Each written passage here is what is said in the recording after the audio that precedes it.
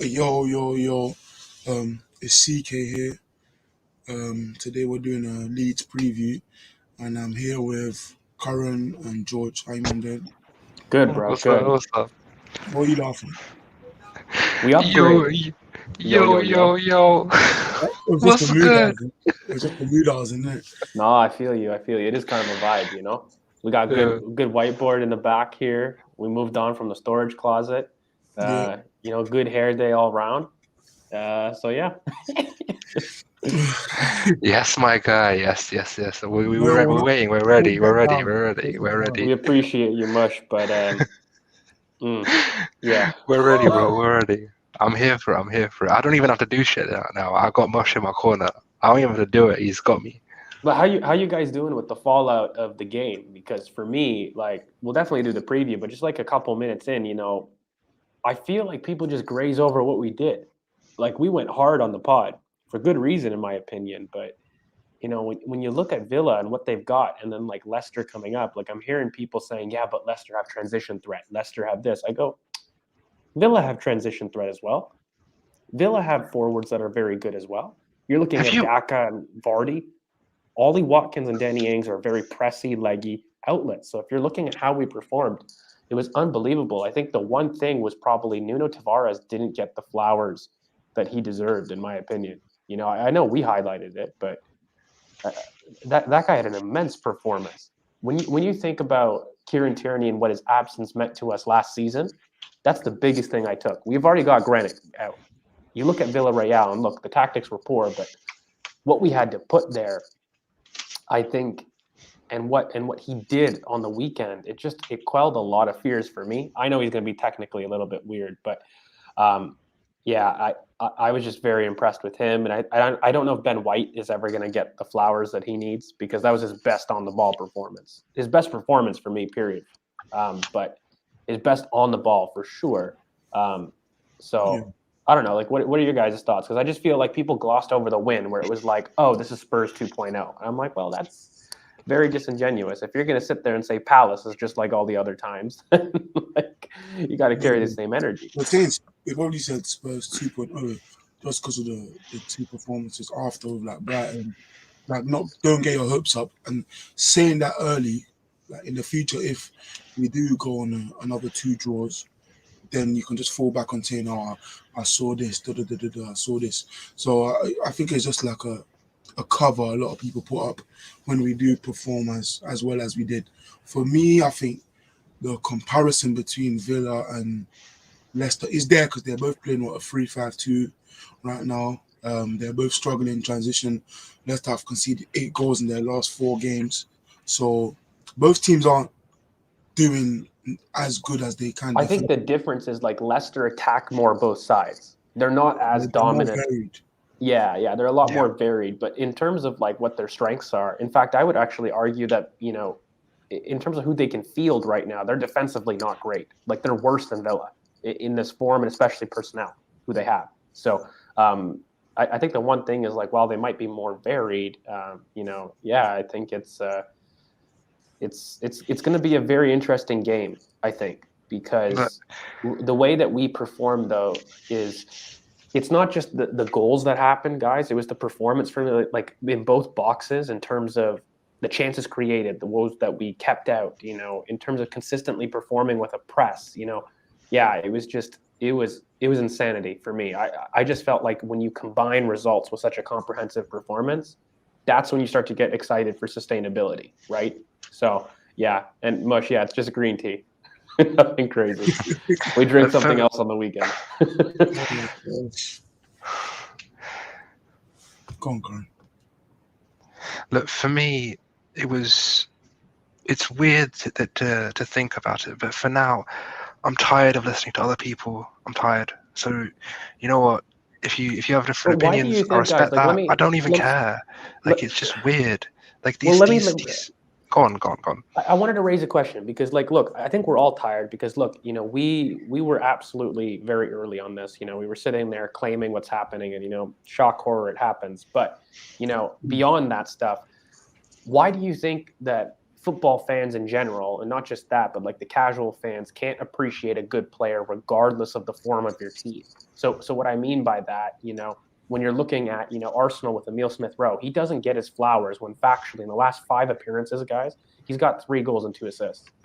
Like, do It you doesn't matter understand to like what? people. It No, doesn't I matter to people. understand that, All but even if that you're matters is looking at 8th. relegation teams, if we're looking at Southampton, why does Livramento not get the flowers he deserves as one of the best right backs in the league? There's people on Twitter that appreciate his talent and his profile, but when we have these general debates, no one puts them in because of their perception. Like, I'm wondering, like, why do you guys think we have to wait for somebody to be in a certain position before we say you are good enough to be in the debate? Why can't we isolate the team from the individual when we talk about projections or talents? Well, I can't, like, for me in general, I feel like a lot of people don't want to support their team. So when, say, a Chelsea player like Mount, for example, who was in a very bad run statistically at the start of the season, and then if you brought him up in any debates that ESR is better than him, or like the Havertz is better than him, for all this, like the Chelsea fans initially straight away will go, "Oh, we won Champions League, so you can't be better." So then when you bring down a lower player, the teams that won something easily deflect by saying they won the Champions League. Then your own fan base start doing the same thing. Oh, Oba scored so and so, so this guy can't be better than him within our own team. And then if you're doing it to your own players, and then against rivals, you're scared to maybe support your own team because of the backlash you may receive. Because generally now, being an Arsenal fan and supporting or propping up your players when you finish 8th isn't an easy thing to do. And when you can see potential, and It's not even about easy. I'm saying it's not an easy It's not even thing about to easy. say out. I mean, it's Like, not even about that. It's just that people want to be right instead of happy with their players. It's all it is. It's I don't like Mikel. I don't like this. I don't like that, and I see 8th, so I have a reason to not like him. So screw everything else. Everything he does is wrong. Doesn't matter what it is. I don't care who But I he's think it's who he very does. And disingenuous, guys, because at the end it of the is, of day, course, it you is. But there's start. no But difference. There's no no, but point. I It want us doesn't to need to push. be. I want us to push through because I started the Havertz and ESR debates. Not Yeah, even he did. shameless about it. I started it. I caused a ruckus, and shock horror, it's turning out to be right. But we do this. We move. Robots happen. But like when you move beyond that, like I want us to talk and have a discussion about how we talk about football because I just don't believe that this is a very good discourse if we're just going to rely on perception to dictate what we're doing. So what do I mean by that? Like if we're just gonna sit there and maybe wait for teams to become good before we give them their flowers, then for me that's just disingenuous to the process. Like if that player was performing at the very beginning and he was shining, there's a reason we got there as a team. But if you're talking about individuals, it should be an individual comparison, not a team comparison, right? And But it never is. only when, for me, only when you're talking about the greatest of all time debates can you bring in their contribution to the team. That's the only time for me. But if we're talking if so and so versus so and so, and we have player debates, that should be individual, should it not? Should we not just focused on individual metrics to compare these two players and what their individual roles are for the team? I don't think you should use team success in terms of your logic for why one individual is better than another individual. Because team and team balance is very different. We've seen the effect of balance on United. Like we constantly see how many factors go into these things. So for me, I don't even think it's a matter about hyping up youngsters and giving them less pressure or whatnot, because at the end of the day, for me, your performances justify your opinion.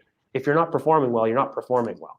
If you're performing well, I'm going to say you're performing well. I don't think that should hurt your pressure in a sense. I mean, these guys, they're professional footballers, they're elite athletes. They know how to deal with pressure. This isn't fans doing anything. But I think when you're discussing debates, it's much more useful to be honest about their qualities and where you see them going forward. If it happens, it happens. But you shouldn't have to calm yourself down because your team's worst current position on form.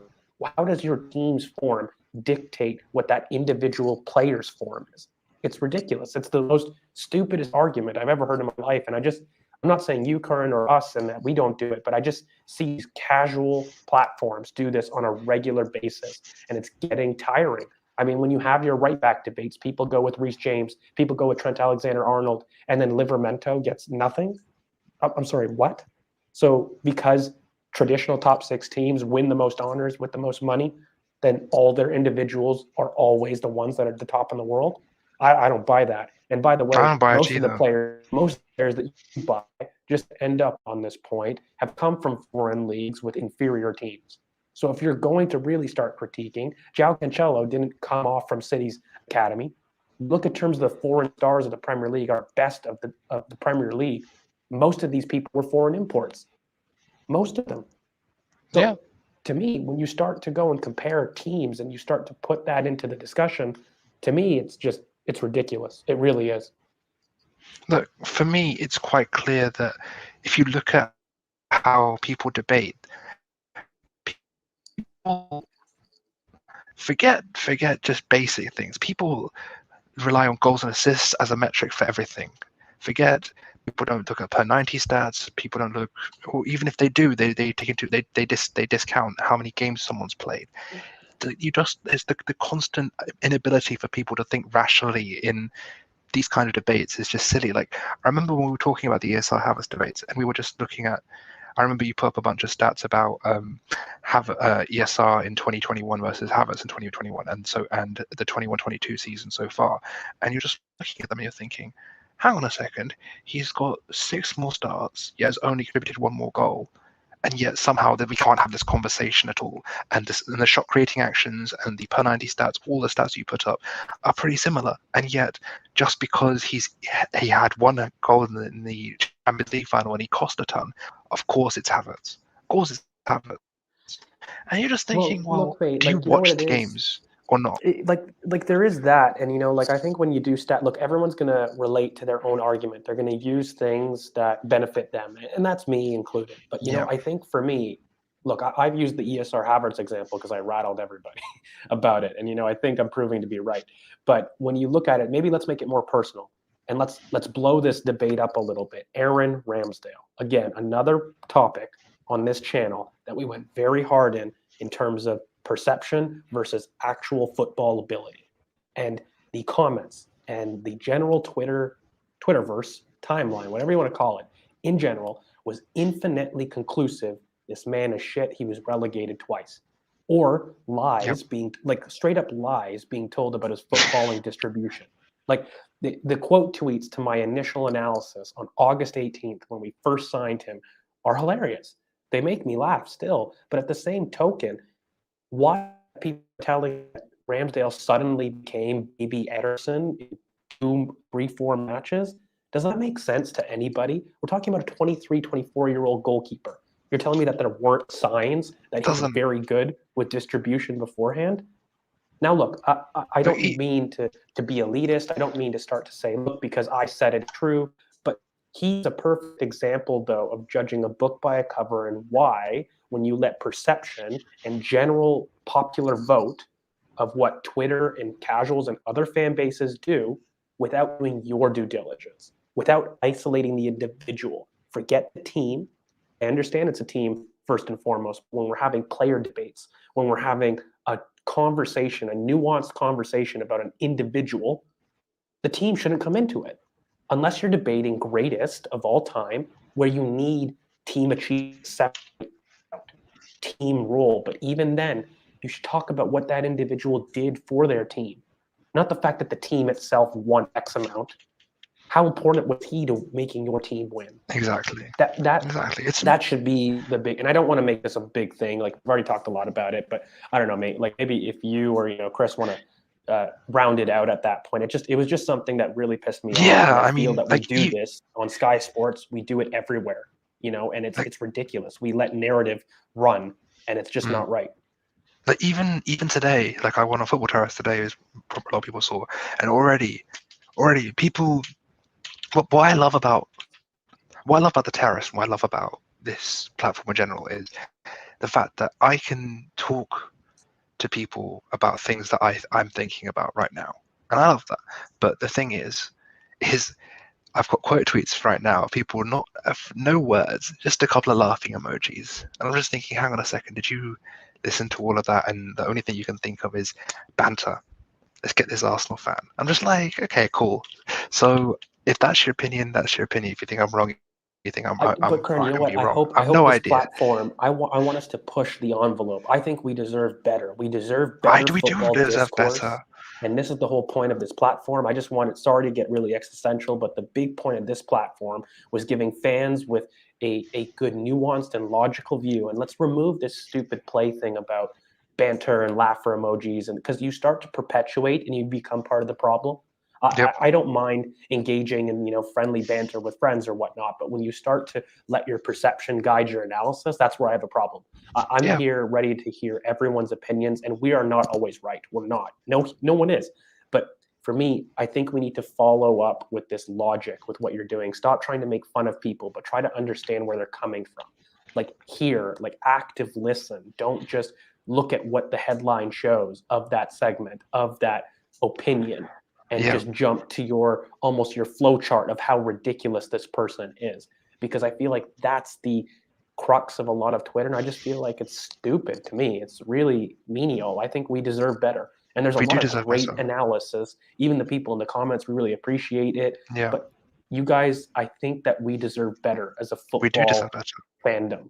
Not just Arsenal, but just Uh, us in general. Before we do move on to Leeds, I'm just going to say this. For months and months, for people that were back in the day, April, March, when I started doing this, my pinned tweet was my take about Callum Chambers. I came out on AFTV and I talked about Callum Chambers when he had his debut against Crystal Palace, and he looked amazing. And I said that performance, it reminded me of an early Tony Adams, like 1980s Tony Adams. And I said he looked very good. He looked assured when he was breaking lines. He was great in both boxes, great in aerially, because he was everywhere that game. And I had it as my pinned tweet because the pinned tweet was Callum Chambers is the next Tony Adams, because of course they clickbaited me.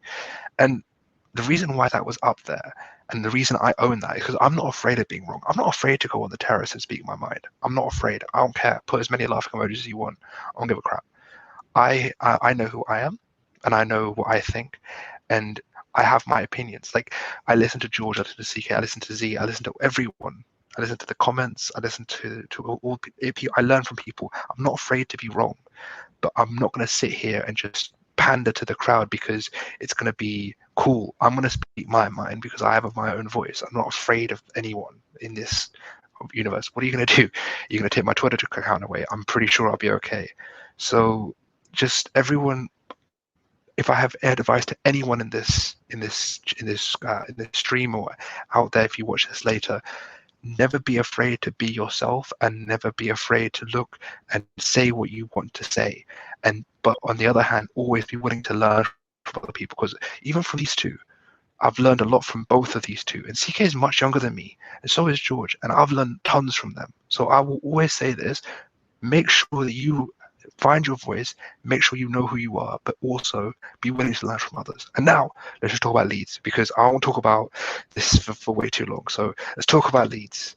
So Leeds is an interesting one. The biggest first analysis that I wanted to bring up was, do you know in their last 6 appearances, they've only fielded the same formation or general formation twice? So twice, isn't it? Yeah, twice. I thought so. Yeah, I remember you telling me this earlier. and their favorite is typically a 4-1-4-1 or like a version of your 4-4-2. Like that's typically what they're doing. But look, Bielsa's crazy. And look, I think they have a lot of injuries. I think Calvin Phillips, is he back for tomorrow? I don't think he's back, and I don't think he would be. I don't think he'd risk him for Carabao, honestly. Yeah, so, and I don't think so either. But I mean, he's been missing. Like, he hasn't been a feature, and which is a huge for Leeds. But in general, what you're looking at is essentially Dan James, Rodrigo, but you got Rafinha as your danger man on the right. They've got some industry in the middle, but without Calvin Phillips, they really struggle to progress the same way. And I think what they're really struggling with right now is their defense.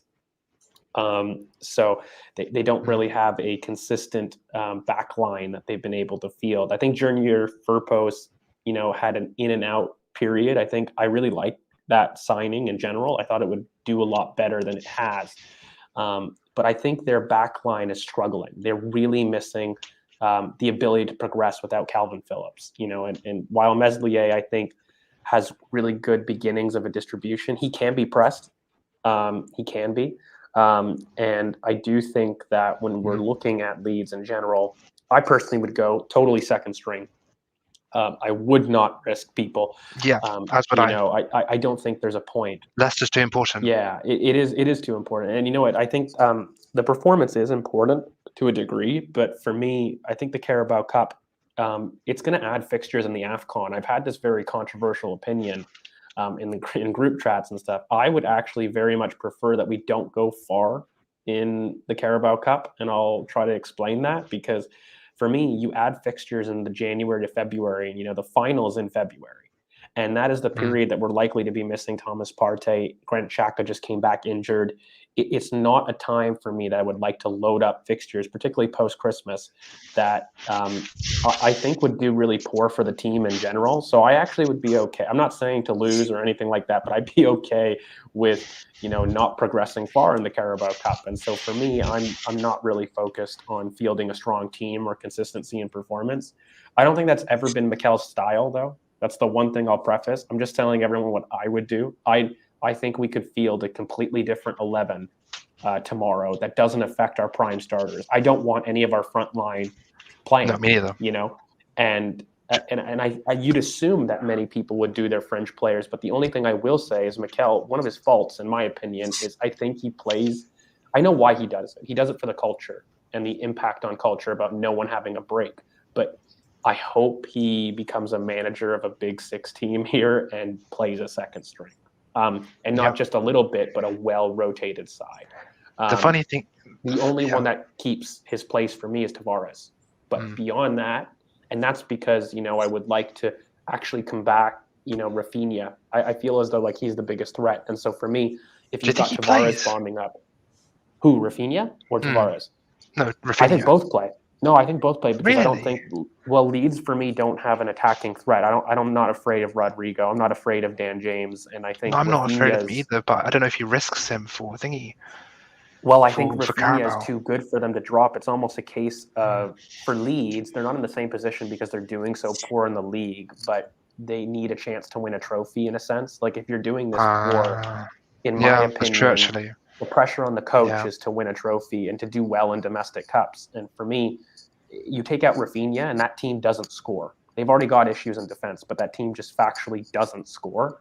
So you can rest other players. You can rest Rodrigo. You can rest, Dan James. Not that you would want to, but you cannot rest Rafinha because for me, they don't have anybody close to the standard. They don't have a goal threat, period. So he's actually the one player I don't think they can afford to rest.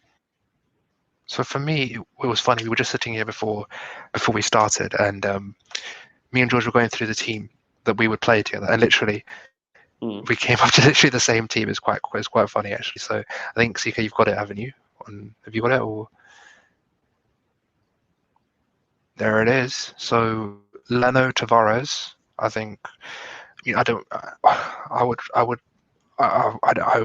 would love to start a quote, but I think we need to give Leno a chance here, and then Tavares, I think, just keeps his place. I would Tierney maybe just to get him some, but I would like to give him a rest as well. I think Tavares has played so well, I wouldn't drop him, and then Murray and Holding.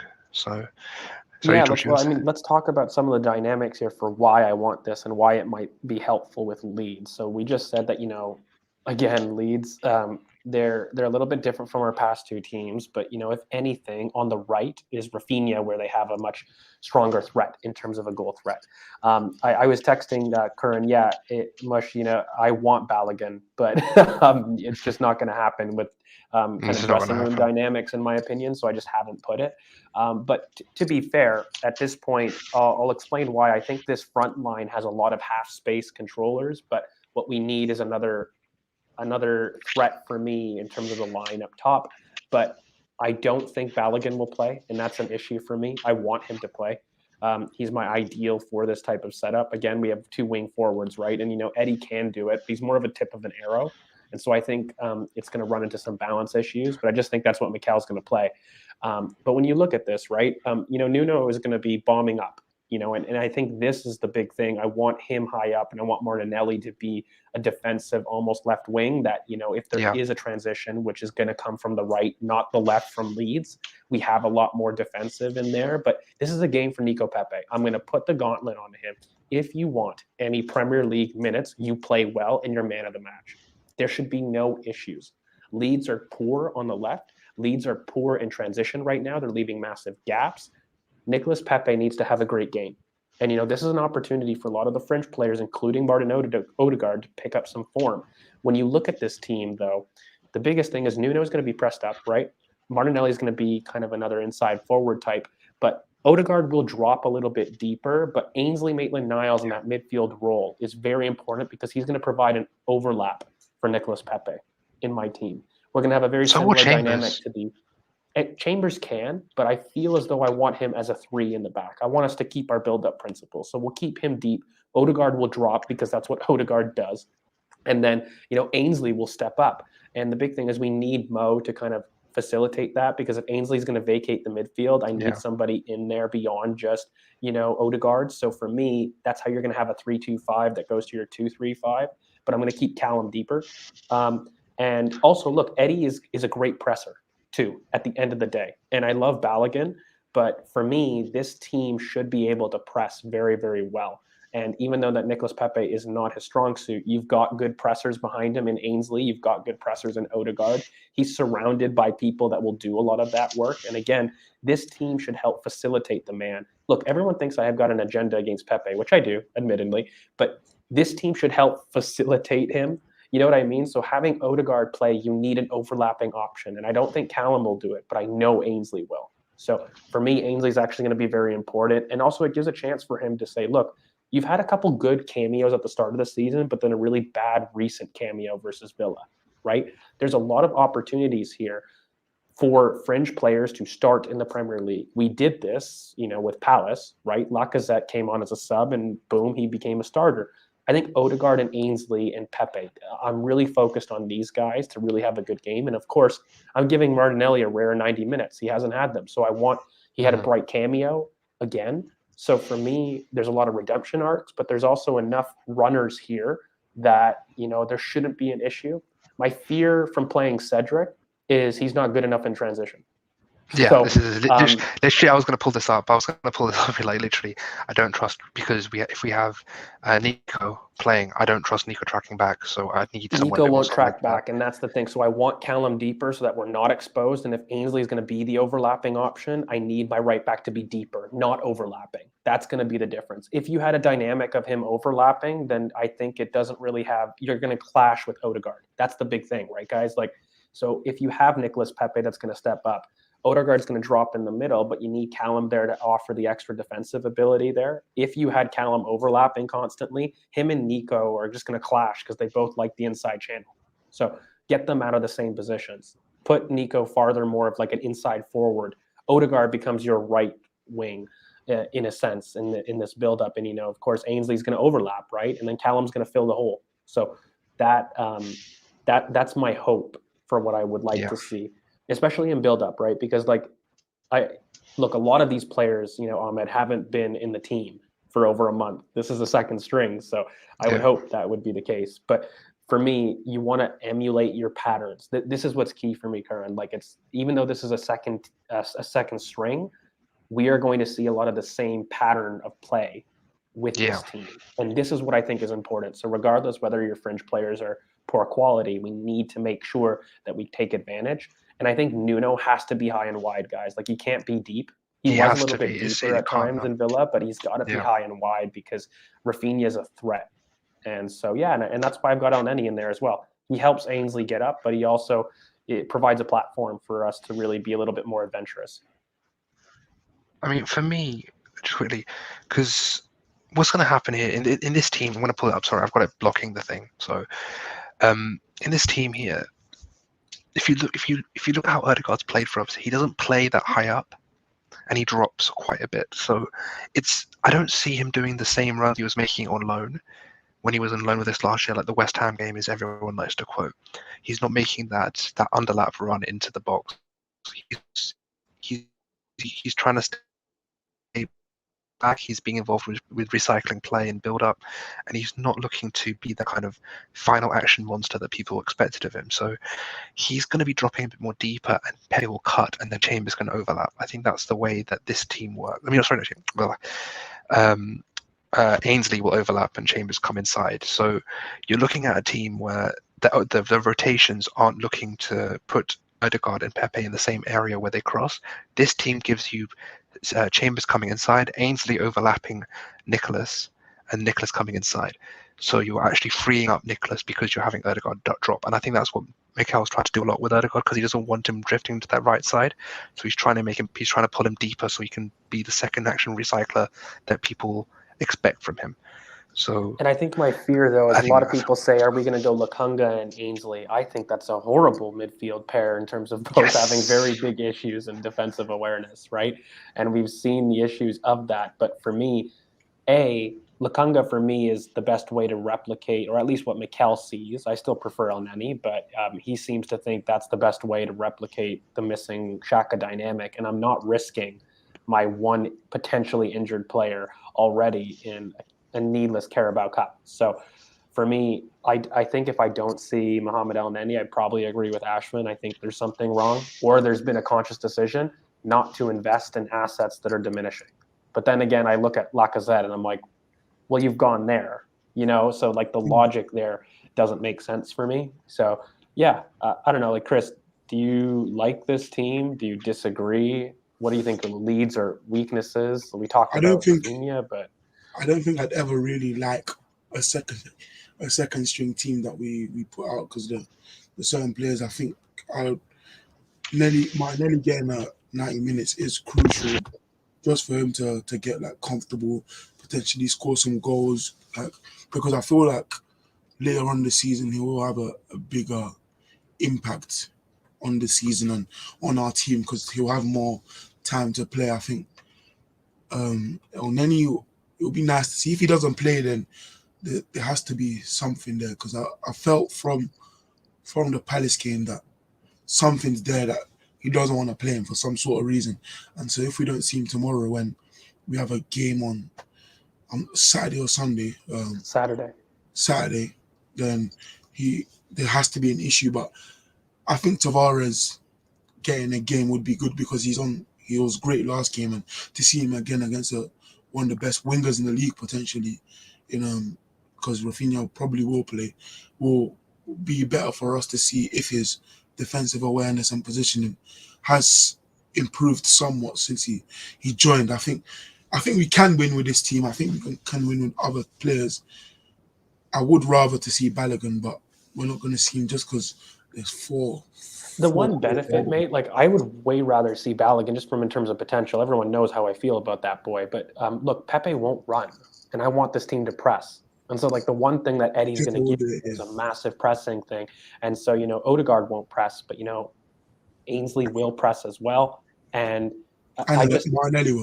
Martinelli will. So, like, you're basically surrounding Pepe with pressing people that are leggy. And so even if you anticipate he doesn't do that, it won't hamper this team, right? And the biggest thing that we're going to see right now in build-up, this team is not the same level. But at least you can surround Rob, in my opinion, who gets anxious. If Rob is asked to put out fires, he doesn't do well. So for me, you got to get two ball-playing people. And I think Chambers, in my opinion, is going to be effectively a right center back in a sense.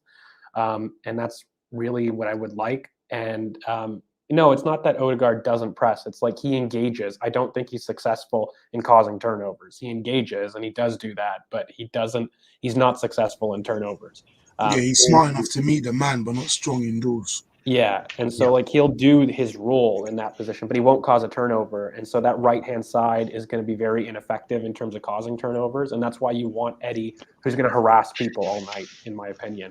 And again, Martinelli will do that from the left. So you've got that, plus you've got Ainsley from the back to kind of support him. And mainly it's more on the ball where the issues are. So if Ainsley's going to vacate, right, and he's going to be on the wide right channel, and you've got Odegaard dropping deep, essentially you need somebody at the top of the arrow to offer you some goal threat there, because I feel as though it's very lopsided. So yeah, I'm more making justifications because I'm not a fan of Balogun not getting minutes here. I really think he should have. We've invested in that, but unfortunately, dressing room dynamics and being a manager are just factually issues that we have to deal with when we have a big squad, right? So He'll Yeah, come off the bench. He'll come off the bench, I think, Balogun. I I hope, think I he hope will. he And does.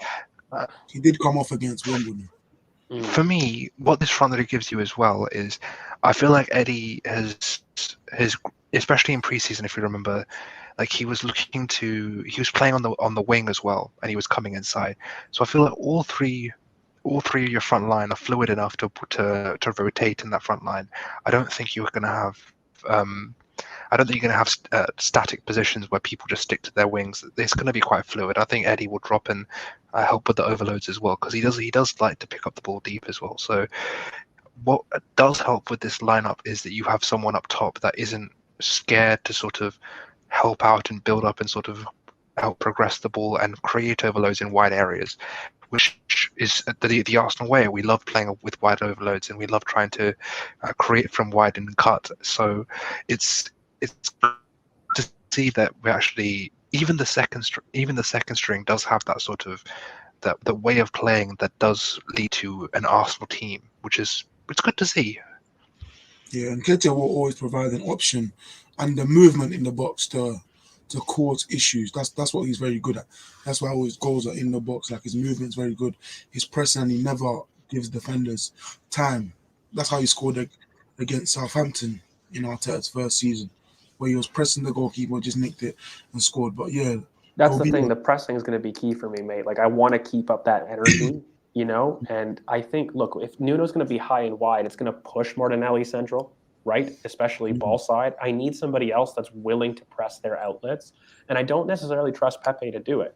Look, Odegaard for me, again, I'll say, he engages, but he is not successful in terms of his turnovers. He's not successful in terms of causing a turnover from meeting his man. And that's fine. Like you block space, there's no issue with that. But when you have a right winger who, unlike Saka, can win those turnovers, is more physical, is better at doing that. You can get away with having an Odegaard that presses space. You can't do it with two. So you need that second person in the front line has to be very physical and aggressive. And I just think this front line, if anything, would lack physicality. I love Martinelli, but I think for me right now, he's playing on the left, so he won't be involved centrally. We need a little bit more central presence. And look, Balogun provides that. He really does. It's annoying that dressing room dynamics have to come into play here because I think Yeah. Balogun would thrive in this team.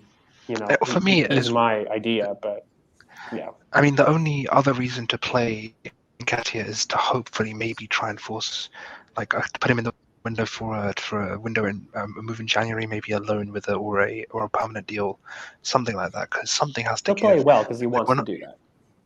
yeah, I mean, Yeah. Palace was on the cards for him. You could have been playing against us on Monday, but it's just frustrating because I do like Eddie, and I think he does have the ability to when he does eventually move on to have a really good career in this league. But it's just frustrating because he's content with just doing what he's doing right now, and I'm disappointed in that because I think he's better than that. So hopefully something happens because he's too good to sit on our bench. I want to see him playing games. It's like Willock all over again. It feels like you have someone there that really is a talent and has the ability to really progress in this league, but just seems to. It's almost like they're scared to go out. They're scared to leave the environment. But yeah, I mean, yeah, go on. it has hampered us. It did hurt us in the window when It did. and Ketia didn't leave at the end. Tammy. Yeah, there's that, but I think the squad is just too big. So I mean, unfortunately, It's people that want to five see the strikers. youngsters, they're just not going to happen, right? So then at the end of the day, when you do have him, I think I would. I think he'll score too. By the way, like Eddie will score. It's not a matter of whether or not he won't score if he doesn't have goal threat. Like I think that boy is going to press and he's going to want to put himself in the shopping window. And Eddie's been good in the short Yep. cameos. He has, to be fair. Even if I really prefer Balogun, I think I see more potential with him. Eddie's just been objectively very good when he's played. So, Mm. and what I'm really interested in, I think Eddie and Martinelli and Nuno Tavares, that side could be very, very potent. And in terms of it being very leggy, sprinty, I don't think it will be caught out by Rafinha. This is the biggest thing, right? So like we're supporting Nicolas Pepe on the right, but the biggest thing is you're basically counteracting Leeds' best form of an attack. Because for me, I think Rafinha is their best outlet. And so when you have really leggy people in the back there that are willing to track back, you basically kill two birds with one stone. So for me, I would prefer this lineup. I'd be okay with it. It What do you guys basically only make of has that? Tavares playing, right? So Yeah. What do you guys make of their start to the season? Like really poor. one Like win, 4 draws, 4 losses, 16 goals conceded, 8 goals scored. Very much second season syndrome, and I hate being a trope merchant, but I had them doing very well. I thought they did excellent business, you know, and I felt that, you know, with fans back and their style of pressing, they would be far better. But the players look disinterested. He's tried different formations. That sounds like a manager that's floundering. Like I said, there's only 2 formations that he's been consistent with out of 6. Again, Calvin Phillips. That's a huge loss for them, right? Especially with how they play, and that's probably the reason. To be fair, like if you're going to give context for these teams, but still, I think they've been much poorer than what their league position, and they're clearly low on confidence too, guys. Like when you watch them, if they score, their structure breaks down. They have kept a lot of tight score lines, like 1-0. That's the one thing I'll say. They leave a ton of gaps, but they don't leave a ton of goals, if that makes sense. So that's going to factor into my predictions. They have a lot of gaps, but they still somehow keep people out, and they've done it consistently with a lot of teams. So a lot of good attacking teams. So I think for me, like my prediction is going to be 2-0. I think we hopefully will do a press, and I think that we'll get our early goals. I just think that we'll dominate our spaces, and they just don't have really any attacking threat for me. So I think we'll get a clean sheet, and I think that'll be good. How about you, Curran? What are you saying? Is he frozen? He's not frozen, but I can't hear you. we can't hear you. Yeah, one of your audio is not working. But Yeah, no, it's. I'm back. No, it's just that when I tried to put the mic up, because before. Didn't we all have Leeds fairly high in the table, by the way? Yeah, guys? we did. I had them quite high. You had George. You had them 7th, current Yeah. 8th. Current had them 8th. I had them 9th, and Z had them 16th. I think.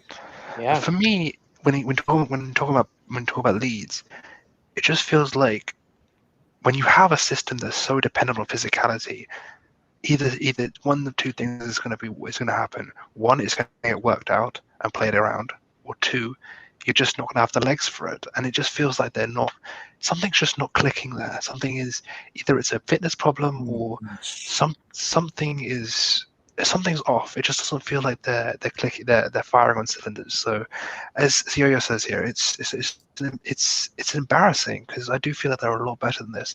They have a lot of players that I really like. I really like Bamford.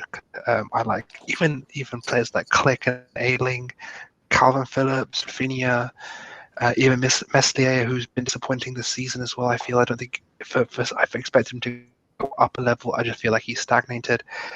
I don't feel like they're actually going forward. I feel like they've just taken a step back, and I don't know whether it is, as George said, second season syndrome, or whether it's just a fitness issue, or something, or people are just starting to work them out, aka second season. I think I said 2-1, didn't I? I'm pretty sure. So I'm going to stick with that. It's 2-1. Yeah, that's what I'm going to stick with, because that's. I think they will get a goal. I do try, especially if they play Rafinha, I do think they have a goal. I want to see how serious they take it as well. Do they go full out against us? Do they Do they I mean, if you do were they a take? betting man, you would. I know people want to do fringe players, but I think again, Bielsa, when you're in that relegation candidate, you want a trophy, right? So I actually wouldn't be Yeah. surprised. Like if I was a betting man, I think they would try to do a strong lineup or as strong as they could do. Again, Chris, do you know if Calvin Phillips is back? I don't know. Anybody in the I'll comments as check for well? you. I'll check for you. Because if Calvin Phillips is not there, then again, it's really only Rafinha, and that's why I've had that such a pressing side for us. But other than that, they really don't have much of a threat, do they? No, they don't, because Bamford has not been good at all. And Rodrigo won't score. It's one of the This more season. Bamford's been inefficient strikers I've seen. yeah, he misses a lot of chances. I'm checking with Calvin Phillips because he did get I don't injured. think he's back. And the other thing is with this Carabao Cup, Carling Cup, whatever you want to call it, it has given me, especially against Leeds, we've had one of my favorite moments at the Emirates was going to that game when Henry came back in the Carabao Cup. Alex Son, last 10 minutes, that ball going to Henry. It is a game that brings back some memories. So it is nice to see that happen again. Or was it? It was Carabao Cup. It wasn't FA Cup, right? Or was it FA Cup? It might have been FA Cup. Calvin Phillips Was was it FA on the Cup? bench. He was on the bench last game, so Maybe it he was might FA play. Cup. Well, domestic cup against Leeds. I think it was I FA think Cup. if Now I FA think Calvin Cup about it, Phillips, 1-0. but FA Cup 1-0. it was if FA Cup Calvin because I was Phillips, there. if Calvin Phillips Yeah, does go have on. an opportunity to play, they will do their more 4-1-4-1 from last season, right?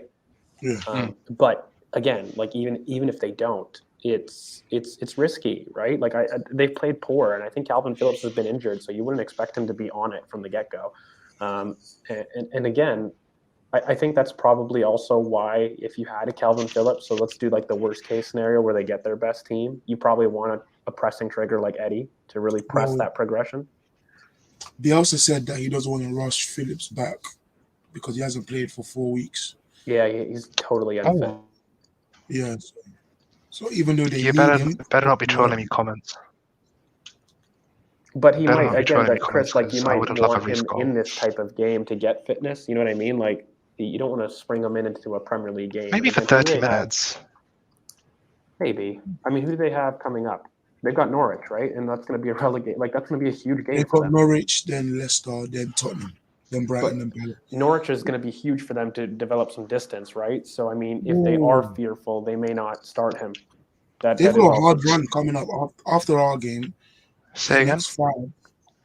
Well, the next couple games is Norwich, which is a preferable win. Then Leicester, Tottenham, Brighton, Palace, Brentford, Chelsea, City, Arsenal, Liverpool, and then I mean, Aston Villa to end the year.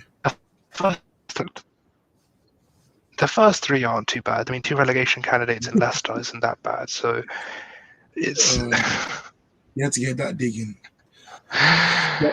Yeah, had to do it. if he doesn't play, I'm more comfortable or more confident. Even if he does play, he hasn't played in over a month, and he started training last week, so I'm not sure his impact will be as big as it could be on their team in general. Bielsa doesn't want to rush him, as I said. He doesn't want to rush him because he looks like he feels he's more important to the rest of their season rather than just one game now. But yeah, I think Z predicted 4-0 Arsenal. A big 4-0 Arsenal win. I This is would actually if quite Leeds were interesting. conceding. Like they've been so poor, but have you guys had a look at Leeds as like just pure output in terms of their fixtures and stuff? Like yeah, they've lost, but have you looked at like what their score lines have been? They haven't been creamed.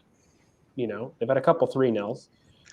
Leicester, I mean, Leeds last season were that team where you just have crazy games, like 5-4, 3-2. They'd be all over the place.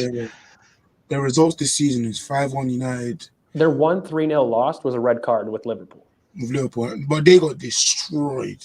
Opening day of the season, yeah, with Man U. But they always do, man. Like that's Leeds United. It's perfect for them to really get a Yeah, but spanking. Liverpool killed them. The red They card, did. the red card did change the game. Not change the game, but like accelerate the goals. But Mm. it was a domination. Then they had But bar that, in the last 5 fixtures, it's been a distance of ties, 1 goals. Like they haven't really been opened up in the same way. they So haven't. yeah, And According, statistically, they've been winning, like, or not winning, but like they 63% possession versus Wolves, 18 shots versus Wolves. So they've been dominating some games, even though they've just been missing a lot of chances. To be honest, the whole apparently, season. I actually think, you know what, Yo-Yo uh, asked who gets sacked first. This would be an interesting. I'm going to be very controversial. I think Paddy does. I think he's been riding the wave of perception of how good Palace's business has over their actual results, and that's going to wane very, very quick. They're only with 1 win. That Yeah, and despite there are playing so well, many draws. it's too many, and you can't do that. Like Palace will be in relegation fights if you stretch that out. And so for me, I rate Bielsa. I know what he can do, and I think I also know that Calvin Phillips being out again for 4 weeks out of a 2.5 month season is critical for them. He's their Thomas Partey in And terms of Bamford's been crucial. injured, and he's coming back next month. Exactly. Like they've got big players missing. Paddy has his full 11. Like he's getting these Apart from results him. with everybody apart from one with Eze. But like even then, he's replaced him with Elise. You Yeah, have Flair on the wings. Like it's not like he doesn't have a squad where you can be like, oh, our biggest player is missing. So yeah, I do think that, Vieira gets sacked probably a lot quicker. Palace aren't forgiving too. they I think are. a lot of people they're very similar to Chelsea in mentality. Like if they can see them going towards relegation, they're not fearful to pulling the chute. You Yeah, know, but I think with the Bielsa Paddy thing, I think Bielsa just has so much bargaining power he with how, does because of what he did. With how Leeds got to where they are. They he's like a god there. There's murals of him everywhere to bring them back. So I think his bargaining power is very high. But if it gets to a crazy place, then he might get sacked. Because right now, 17th, 3 points off the relegation spot after nine games is not good.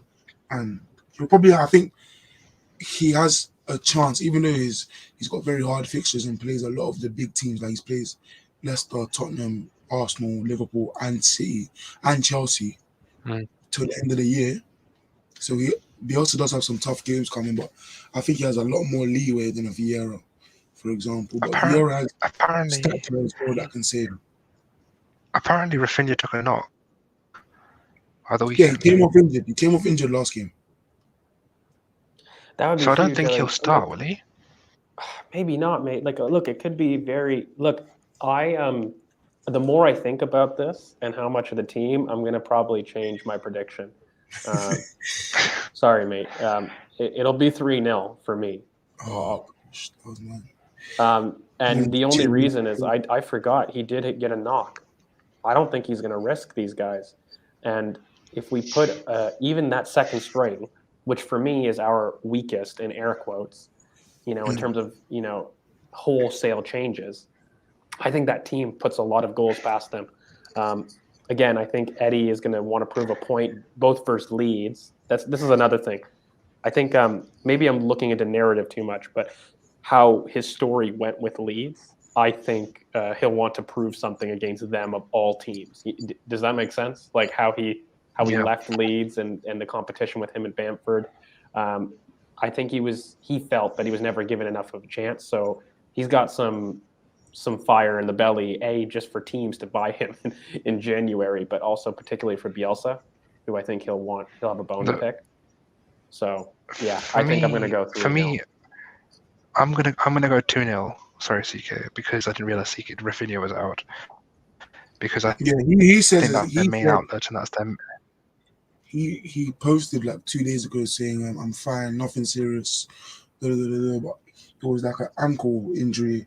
People are saying it's an ankle strain, but he probably won't play. Yeah, no, I'm going 2-0 because that's their main outlet. No goal for them. 2-0. Sorry, CK. George, what are you 3-0? We're only apologising to CK because he's our graphic man and he's our he's our guy. Yeah. But what are you saying, Chris? I was gonna go 3-0, but you were going 3-0 and I need to catch Z's up. going 4-0 as well. Z's going 4-0 as well. I might go I'm going 3-1 just to. because I don't trust Holding. That might be the reason why. Do you not think he'll hold? Do you not think they'll? No, Do you not think he'll be able no, to hold them off? no. Stop that stuff. 3-1. I'm going 3-1. You love that scoreline. That's going to be our Leicester scoreline, by the way, for viewers. But that is going to be our Leicester scoreline. I don't care. Look, bro, you guys can all go 3-1. I don't care. I'm taking 3-1 for Leicester. That's our standard Leicester score. It really is. But yeah, I think I'm going to put up the prediction just soon to clarify exactly what it is. But who do you think scores? Should we? Eddie. For me, for I sure. think Eddie, Gabby, I think Odegaard. Pepe will score. I refuse to. No. If it's Pepe 3, and Eddie. I think Eddie gets 2. If it's 3, then I go the front line. Pepe, as much as I don't want him, I don't really care for him. But Pepe, Eddie, and Gabby. If it's 2, like I think it's going to be, then I go for Gabby and Eddie. Oh my god, I can't. Or maybe Eddie too, because Eddie loved that Wimbledon game. Like he was on. So I know, no, he had a great game. I think Eddie gets 2. To be fair, I am worried about Yo-Yo's comment about these guys keeping a clean sheet, but I just think like the perception of the club is a lot different, so they're going to be a lot better able to facilitate the build-up fee, and that's the thing. You can't have these guys stressed, and I just don't think Leeds carry enough transition threat right now that, especially with who they have out. Like I don't think they're going to get a Calvin Phillips or Rafinha, and if they get kind of part minutes, I don't think they have enough to really stress that back line. Though full strength, they do for sure. They could, but they just especially pressed the way that they did earlier. Bamford would be back at the weekend, so yeah. Especially if Rafinha is out, then it leaves that right wing completely very much like I don't know who they have him better as right? backup. Because they're facing such a big team and points wise, they're not going to want to risk maybes. You know what I mean? Even though it's probably a good one, but fam, I need Norwich to go down. I can't continue hearing they will. this. I can't hear Norwich again and again. I can't do it. I didn't. I said Norwich. I need. Did you actually? I did. Norwich. Oh, I'm so happy for you. I'm so happy. It's so much trauma from you saying it. Ahmed, mate, you've been saying that we're the ones to put the nail in the coffin for Ollie for time. literally. Go back to the video. Go back to the video from. Go on. No, you go on. I said go back to the video about with the Man United overrated. We were saying literally that we would be the ones, and that was like 2 months ago, or like a month ago. Sorry. So we've been saying this, and like if you've seen Twitter the last half an hour, like United are getting what we got after the 5-0 versus City. Like all these reporters have a free for all and can say whatever the hell they want, and not much will be questioned. Like, how did they get the information that Ollie just said to them, "Don't concede, keep a clean sheet the second half," or something along them lines at halftime? Like, but yeah, we were getting stuff about. That I can understand just being leaks. No, we were getting stuff like we could have signed Pedri and all this stuff after our 5-0 loss to. I don't buy anything with Italian media. Like, I mean, I'm sure. I think Conte wants the job. Remember Locatelli? Yeah. Like, I think DiMarzio, he carries the interest of an Italian perspective, right? Like, it's odd, but I honestly don't think that they want Conte. Look, I hope they get him. I'll tell you right now, that would be hilarious. It would be so destructive. But look, you guys, I was actually thinking about it. Maybe we'll just do the last 5 minutes because it's like relevant and it's topical. But yeah, these are our predictions in order. I might go 3-0, you know. You want a cave? Because right results are good. You said this last time, and we got it right, mate. Let me think for myself. No, I should have done what you did because I didn't think that Mikel was going to actually play exactly what we needed. I thought I did 2-1 because I thought he would do one of the two things, like he'd maybe put a pivot but Saka left wing or something. But this is the thing. Even for the Villa game, I was. I've been. You're in transformer mode. I haven't been like. Anything you said in the last minute, we didn't hear. Yeah. Am I back now? Transformer mode. Yeah. I'm back now. I said the last couple of games I've been very conservative. Villa, the Brighton, all you guys have been saying like 3-0, 3-1. I was like 1-0. just get me the win. I don't care. No, I was thinking 2-0 all week, but you know what? I didn't realize that Rafinha took a knock, and that said to me like, look, they don't get a 3-0, but I just don't think that they're gonna play their risky players, especially with Norwich coming up. Like that's a must-win for them. So, I just think that they're gonna take it out really, and let's see. I hate how conflicted I get when I come here and sit down and say their predictions on YouTube, because when I'm sitting down messaging on Twitter or something, I'm so confident on my prediction. It's honestly because I think the attacking potential that we have, especially with that lineup, man. Like I'm looking at that, I really want that lineup. Like I want a 90-minute. I actually want Eddie. I think as a press, regardless of what happens in the pivot, and if it is Lokonga over El Neni, but like that front line is very pressy, and I think it'll do well. Man's a pressy. That's not a word. You think it's going to be a 4-1? Look, I don't know why I'm so confident. Back to yourself, then. Back to yourself, because you had that originally. I did. Don't do it. Are you going to do it? You know what? You remember City? Maybe in the meantime, you guys remember City? You got like 5 minutes to sort it. But maybe in the last 10 minutes, we maybe put our input on Manchester United managers. And also, guys, in the comments, like, thanks for sticking with us. We'll probably wrap up in 10 minutes, but check out your questions. I'm guessing Man United is the topical topic. So we can go. Look, I think Antonio Conte is the worst appointment that they could make. It's totally going to be in their names with zero balance. I rate Antonio Conte for what he does, a 2-year winning project. After that, man leaves you in such disarray. He needs a back three. That squad is not built for a back three. I think it would be hilarious to watch, Maguire and Varane on the wing. It would be very funny. And I just think that squad don't have wing backs really that they're going to do well. Luke Shaw is pretty good. Maybe they have Sancho coming up. Rashford would do well in an Antonio Conte system, transitionally. He would do well, but that squad in general is not a back three ready. And Conte himself lacks serious flexibility. Like there's nothing. Yeah. It's 3-4-3, and maybe you get a 3-5-2. Apart from that, he doesn't coach. He doesn't coach up formations. He tried. Look, if I was United, I would do. I would give it to Graham Potter. I would. I think that would scare me. For sure, but my biggest pick is Marcelo Gallardo. I say this on every stream. Anybody that is looking for a manager, that guy ends in November, his contract, by the way. I'd be very scared if they got him, because I don't think that they sack him until the international break. And Marcelo Gallardo, this is what's worrying me, Chris. Like maybe they stupidly fall into it because people are going to reject him, and this is what my worry is.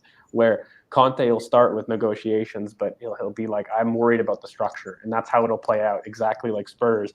And then they're going to be left with really people that they don't know. And Gallardo's one of the available managers. And I'm like, they may stumble into something great. But again, Zidane won't take that because for me, he's waiting for the French national team job. Yeah, and he won't. And he's already been distanced in terms of himself. Oddly, I think Gareth Southgate, as funny as that would be, it's a serious option.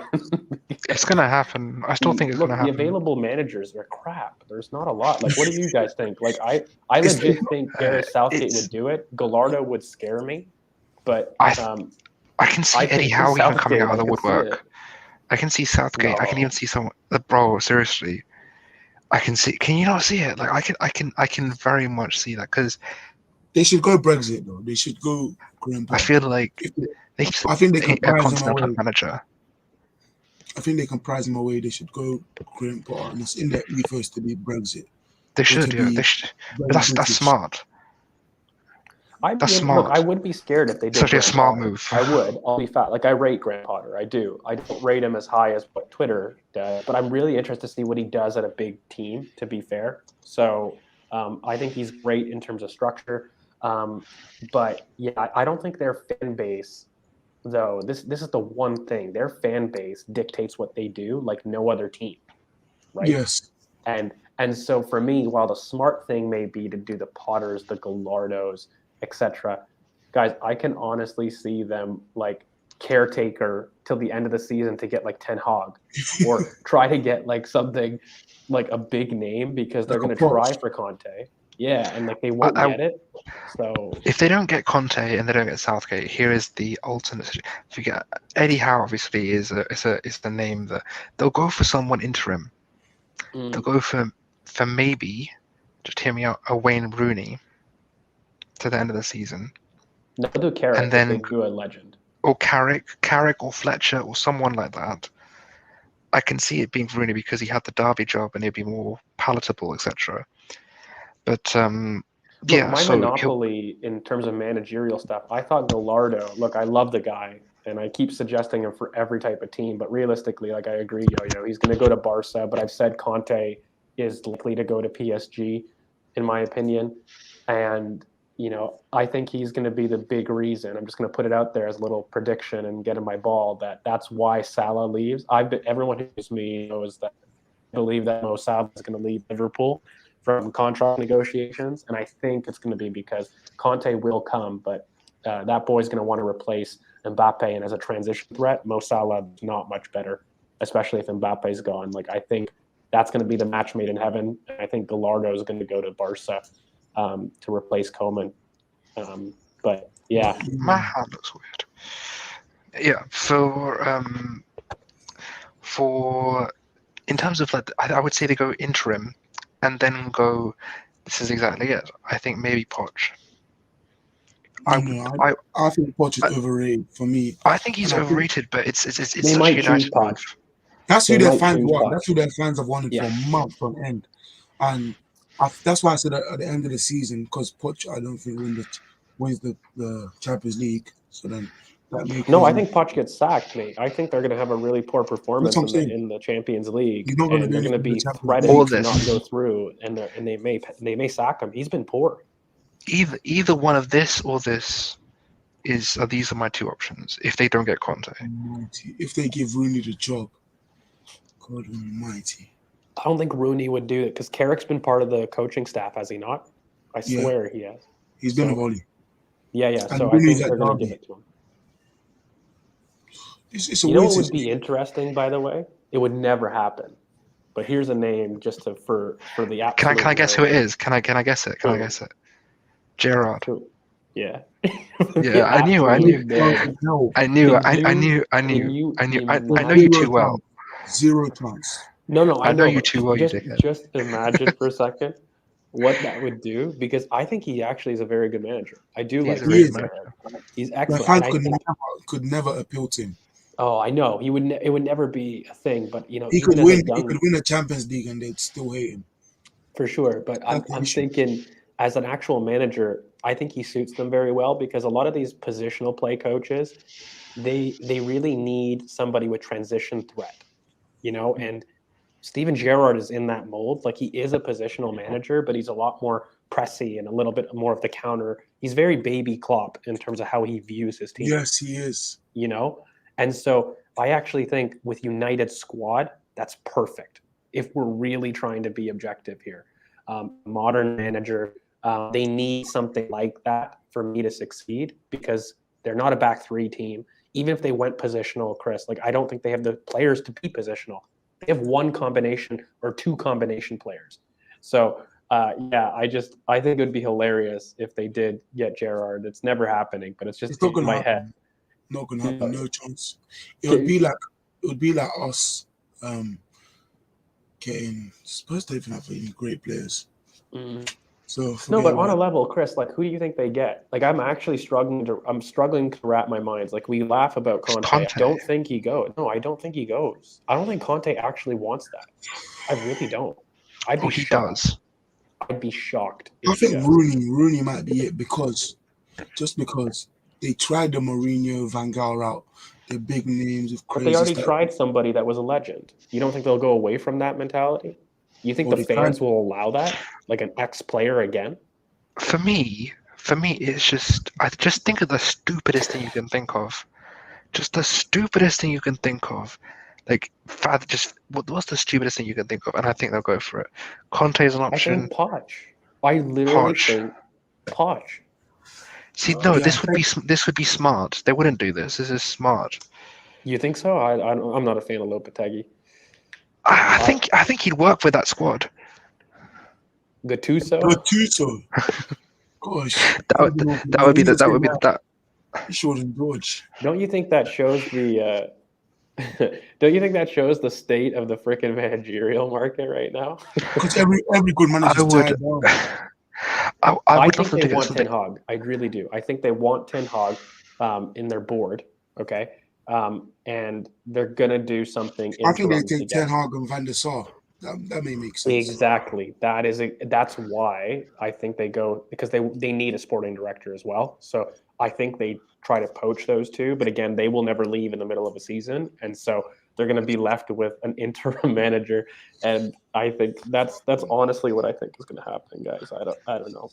What do you guys think? Are you guys in the comments? You let us know. I really think we're This is a show. I thinking think it's regardless of the manager they bring in, I feel like any manager will struggle short and long term just because of sure. where that squad is lacking. Because it's in the middle, the thing that pieces your team from back to front, and there's such a big, it's like a black hole in their midfield. So I Just think just that just being say it. the Just say it. It's not a United squad. It isn't. Shut up, man. What do you, that was a pun, George, man. No, I'm ignoring it, Chris. We don't validate these things. But it really is tradition. That's the first time he's got like angry. Bro, it's frustrating, bro. But yeah, that's our predictions. 4-0. Maybe any other comments in Not terms of Xavi. Saliba? I think I saw a comment higher up in terms of watching. You know that as a former Saliba season, I love that boy. It's just really good to see him getting his aura That back. That's all tackle. I'm gonna say. That tackle was. I can't stop. We should do. I will do a player breakdown maybe later in the summer. But this has been a guy I've stand my entire time on Twitter. I know him very, very well, inside out. He is a generational talent. I've said it back then. I say it now. This guy is crazy, and he's just getting back his aura. He's not the finished article. There's going to be mistakes that you're going to see. But I think what you're seeing in the last couple performances, guys, and I've watched him and kept up. He's getting his aura back where he believes he'll beat you. That's what made him so good. Carrying. Yeah, and he's getting cocky again. It's the same as our number 4 because he stopped doing it for like Yes. the first 4 or 5 games at our club. He stopped doing it, and then Palace he did it once, and then he did it a couple times. But on this, we let viewers come on a lot. We do regular spaces. I haven't done one in a while. I want to do one either international break or maybe next week because we're we've got doing a lot of one videos. soon we'll do one very soon. Like if you want the link one day, just say in the comments, can I come on? And we'll put the link in there for you. But like another centre back who I'm watching on loan is Ballard because he's at Millwall, and Millwall are winning games right now. Like we just won 2-1. He's well hard. We're done. George outro.